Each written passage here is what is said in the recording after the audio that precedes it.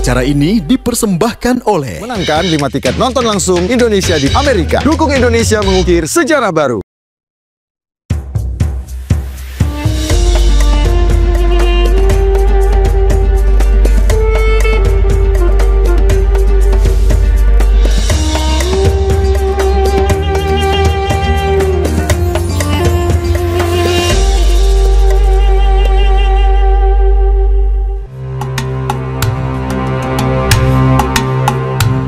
Saat ini, kita hidup di zaman di mana segalanya bisa dicari dengan sangat mudah. Kita seringkali tergiur dengan rezeki tanpa melihat lagi apakah itu benar atau salah di mata Allah Subhanahu wa Ta'ala. Seperti korupsi yang merajalela, perdagangan manusia yang dikirim ke Kamboja, dan juga maraknya kasus penipuan dan pemalsuan. Dalam Al-Quran Surat Hud ayat 1 hingga 17, dijelaskan bahwa sesungguhnya Allah Subhanahu wa Ta'ala Maha mengetahui segala sesuatu yang diperbuat hingga yang disembunyikan oleh manusia. Dan jika mereka berani untuk berpaling, akan ada azab yang menanti di hari akhir. Maka janganlah engkau terlena akan kehidupan di dunia dan meremehkan peringatan akan azab yang akan menimpa di waktu mendatang. Karena sesungguhnya hanya orang-orang sabar dan beramal saleh yang akan mendapat ampunan dan pahala besar dari Tuhan yang Maha Bijaksana, Allah Subhanahu wa Ta'ala.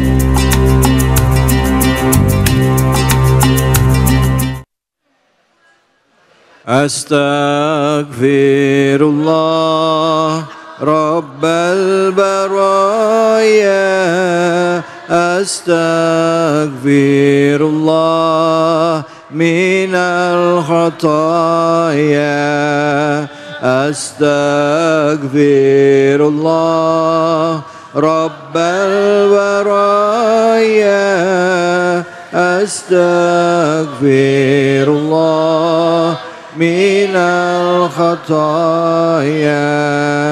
A'udzubillahi minasyaitonir rajim. Bismillahirrahmanirrahim. Assalamualaikum warahmatullahi wabarakatuh.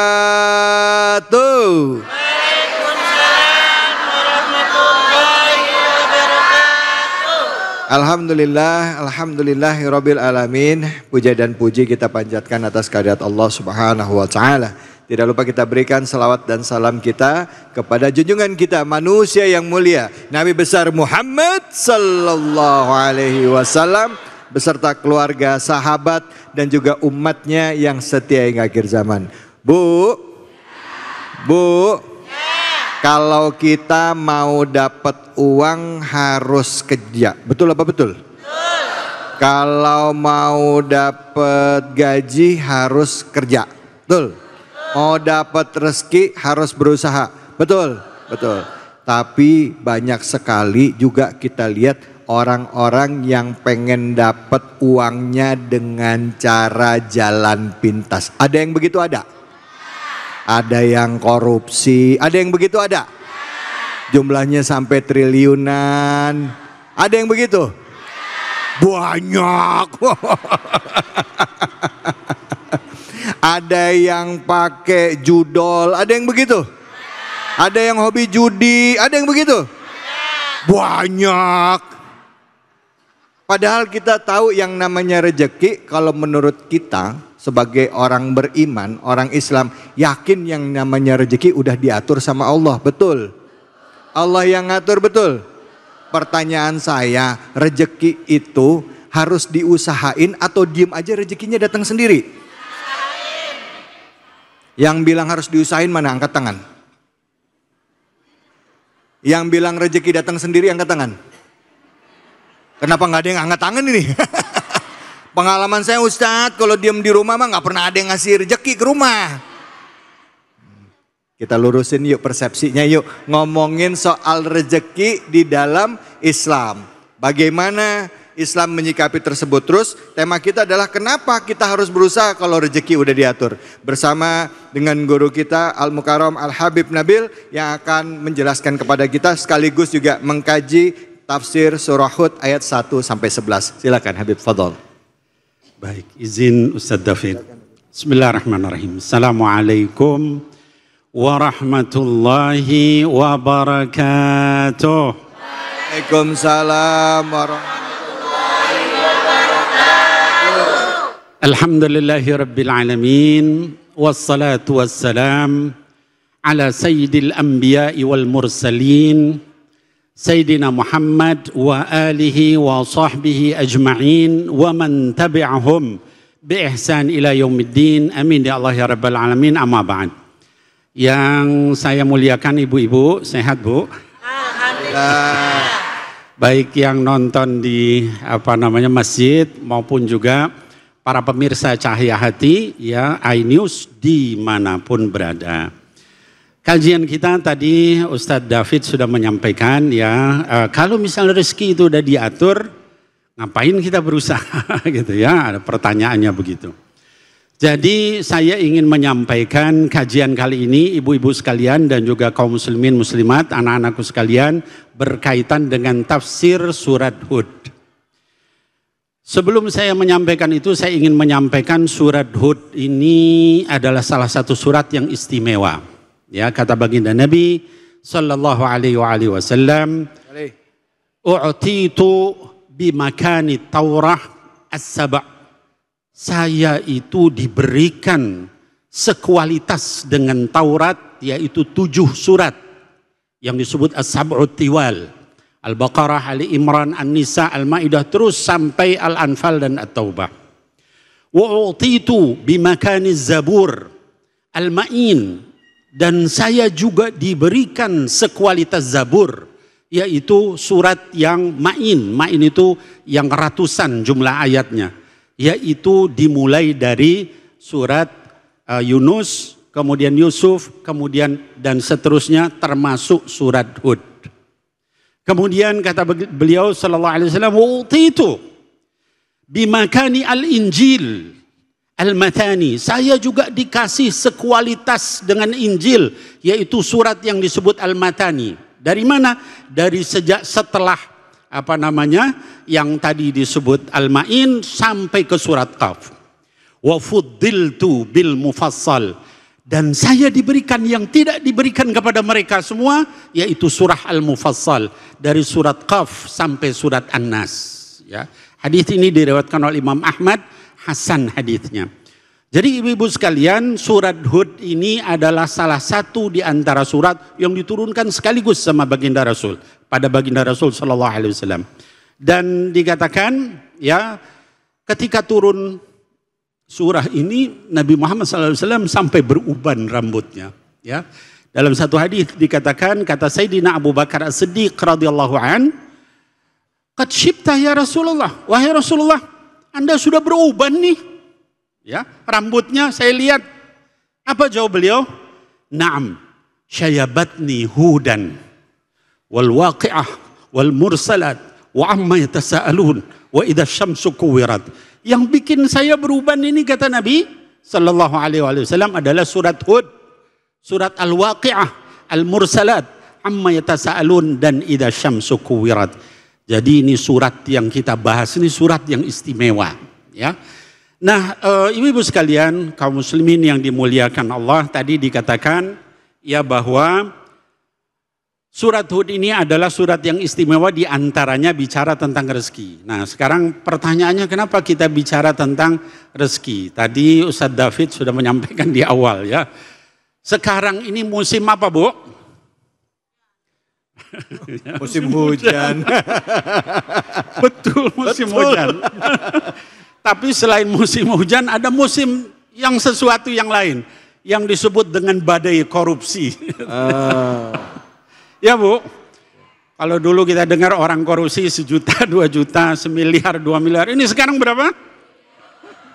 Bukan lagi triliun, ratusan triliun. Badai korupsi namanya. Tapi di satu pihak yang korupsi, badai korupsi, tapi bagi masyarakat bawah ada badai juga, yaitu badai apa? PHK. Ya. Orang susah kerja pada dirumahin ya Bu. Ada nggak yang begitu di sini? Banyak katanya. Ya baik, jadi kita perlu mengetahui sebenarnya dalam Islam itu bagaimana sih tentang rezeki Allah ini. Ya, ini saya bacakan beberapa saja dari surat Hud yang mudah-mudahan buat kita bisa jadi pelajaran ya. أعوذ بالله من الشيطان الرجيم بسم الله الرحمن الرحيم ألف لام را كتاب أحكمت آياته ثم فصلت من لدن حكيم خبير ألا تعبدوا إلا الله إنني لكم منه نذير وبشير وأن استغفروا ربكم ثم توبوا إليه يمتعكم متاعا حسنا إلى أجل مسمى ويؤتي كل ذي فضل فضله وإن تولوا فإني أخاف عليكم عذاب يوم كبير. Sadaqallah al-Azim. Ini awal surat Hud, surat ke-11 kalau ibu-ibu yang mau baca. Ya, di awal surat ini Allah katakan Alif Lam Ra. Apa maknanya ini? Tidak ada yang tahu kecuali Allah. Tapi ada seorang sahabat namanya Sayyidina Abdullah ibni Abbas radhiyallahu an. Seorang sahabat Nabi yang didoakan oleh Nabi. Bu, mau nggak didoain sama Rasul? Mau kita. Sahabat Abdullah bin Abbas ini didoakan sama Rasul apa? Allahumma faqihhu fid din wa'allimhu ta'wil. Ya Allah, dalamkan pengetahuan dia dalam agama dan ajari dia ilmu takwil Quran. Ya, itu doa Nabi sallallahu alaihi wasallam. Sehingga beliau ini termasuk sahabat yang paling mengetahui Al-Quran. Ya. Nah, Sayyidina Ibni Abbas menyampaikan, kata beliau, Alif Lam Ra ini, kemudian juga di dalam ayat surat yang lain dikatakan Ha Mim, kemudian di surat yang lain di juz 29 surah kedua Al-Qalam ada Nun, itu kepanjangan dari Ar-Rahman, salah satu sifat Allah Subhanahu wa taala. Lalu sama Allah dipisah-pisah begitu, menunjukkan nggak ada yang mampu menandingi Al-Quran. Ya. Lalu kata Allah, kitabun uhkimat ayatuhu. Al-Quran ini adalah kitab yang betul-betul rapih susunan ayat-ayatnya. Thumma fussilat, lalu kemudian diperinci oleh Allah Subhanahu wa taala. Min ladun hakimin khabir. Kenapa? Karena dia diturunkan oleh Al-Hakim yang maha bijaksana. Kenapa surat ini adalah begitu rapih? Karena dia disusun, diturunkan oleh Al-Hakim, Allah yang maha bijaksana. Lalu kenapa dia itu begitu terperinci, detail, dijelasin sama Allah, nggak ada salahnya? Karena dia diturunkan dari Al-Khabir yang maha mengetahui. Nah, ini dari awal ayat ini menjelaskan kepada kita Quran itu nggak ada salahnya, nggak ada cacatnya, nggak ada kekurangannya. Jadi jangan kemudian kita menyatakan ini Quran kayaknya ini turunnya zaman dulu, Beb. Kalau sekarang udah nggak relevan lagi Quran. Ini orang yang seperti ini keblinger, ya. Tahu keblinger, Bu? Ada yang keblinger di sini? Kalau siang-siang belum makan keblinger biasanya.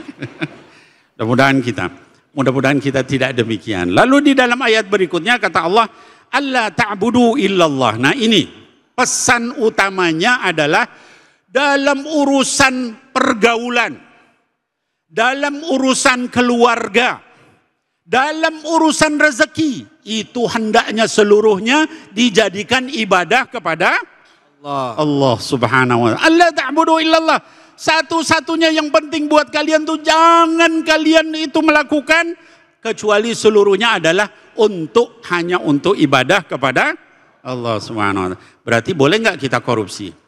Boleh. Kalau sedikit boleh nggak, Bu? Boleh. Boleh lagi. Nggak boleh. Pertanyaannya kalau enggak, kenapa 5 tahun sekali kita nerima amplop? Ada nggak yang begitu di sini? Beb, kan itu mah nggak nyampe triliunan, sama aja dosanya. Nah, jadi semua jenis korupsi dimulai dengan korupsi 5 tahun sekali itu. Ya, itu kan orang yang kita pilih. Benar apa benar? Jadi nanti jangan begitu lagi, ya. Jadi awas, kita termasuk orang yang korupsi kalau begitu. Lalu kata Allah Subhanahu wa taala, "Innani lakum minhu nadhiru wa basyir." Sesungguhnya aku ini, kata Nabi Muhammad SAW, hanya membawa kabar gembira dan kabar peringatan dari Allah. Artinya apa? Kalau kita korupsi, kita masuk, bukan masuk masjid, Bu. Masuk neraka. Kalau kita jujur, kita masuk surga, bukan masuk ke rumah, ya. Jadi Rasul itu hanya memberi peringatan, ya. Mau ikutin Rasul silahkan, mau tetap maksiat silahkan, ya. Yang penting kita tahu akibatnya, ya. Nah, kemudian di ayat yang ketiga kata Allah, wa anistaghfiru rabbakum thumma tubu ilaih. Nah, ini perintah, ya. Dan hendaklah kalian semua istighfar. Istighfar itu apa, Bu? Minta ampun. Anak-anakku sekalian yang nonton di rumah, itu biasakan kita istighfar, ya. Kata baginda Rasul SAW, annani astaghfirullah fi kulli yaumin wa lailatin akthar min 70 marrah, ya. Saya itu istighfar tiap hari lebih dari 70 kali. Dalam hadis yang lain dikatakan 100 kali. Kalau Rasulullah saja istighfarnya 100 kali, kita harus berapa kali, Bu? 1.000, 3.000, 10.000, ya. Sebanyak-banyak. Setiap ada waktu kita istighfar. Kenapa? Rasul itu sudah diampuni dosanya istighfar. Apalagi kita. Tidak cukup dengan istighfar saja. Kata Allah, thumma tubu ilaih. Lalu hendaknya kalian bertobat. Artinya bertobat apa, Bu? Tidak melakukan lagi. Ya Allah, saya istighfar, habis itu korupsi lagi. Itu orang tobat apa enggak? Benar enggak istighfarnya? Ya. Kalau sudah tobat itu berhenti artinya. Nangis, menyesal, berhenti. Jadi enggak cukup dengan astagfirullah. Ada duit lagi, korupsi lagi. Enggak bisa kayak gitu. Ya. Nah, maka juga tubu ilaih. Kemudian kata Allah, yumatti'kum mata'an hasanah. Nah, ini ibu-ibu sekalian janji Allah. Kalau kalian taubat, ibadah kepada Allah, kemudian juga istighfar kepada Allah, kamu akan diberikan kehidupan yang mata'an hasanah, kehidupan yang baik, yang indah, yang nyaman, yang tenang, ya, di dunia sampai ke akhirat nanti, ya. Lalu kata Allah, wa yu'ti kulli dzi fadlin fadlah. Nah, ini penting, ya. Jadi Allah Subhanahu wa taala juga akan memberikan keutamaan bagi orang yang memiliki keutamaan. Artinya apa, Bu? Tadi Ustadz David menyampaikan kepada kita, kalau namanya rizki itu kita nggak nyari, kira-kira datang nggak rizkinya? Maka kata Allah, wa yu'ti kulli dzi fadlin fadlah. Kalau orang punya keutamaan artinya dia berusaha keras, dia berdoa dengan khusyuk, dia gagal, dia bangun lagi, berjuang lagi, berusaha lagi, maka insya Allah dia akan sukses. Tapi sebaliknya, saya begini aja, kan sama Allah sudah ditakdirkan, nanti juga datang nasinya ke rumah, ya Bu. Bisa nggak begitu?